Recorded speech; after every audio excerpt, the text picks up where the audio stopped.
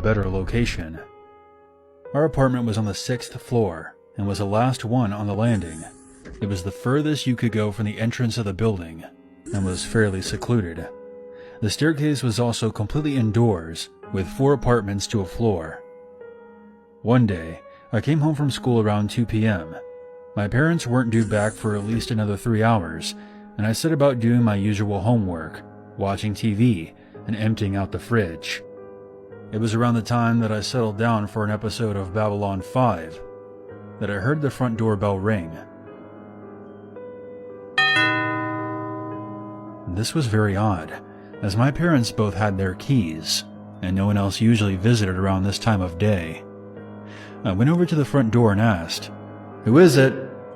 I heard a man answer back, "Hello there. I am from the electrical company. We are doing a routine check on the electrical meters. May I come in and inspect yours?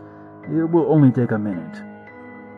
I looked through the peephole and saw a young man, probably nearing his 30s, very clean, neatly dressed, with his hair combed to the side.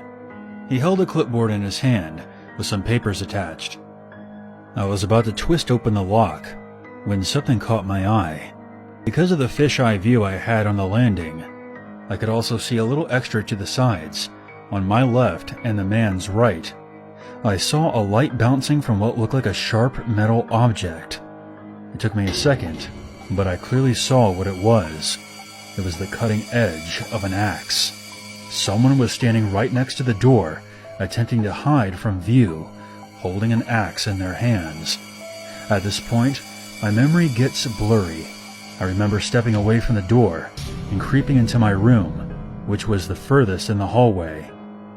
I closed my door and didn't come back out until my parents got back. The bell kept ringing for a few more minutes, and then it finally fell silent. I never told anyone about it until now.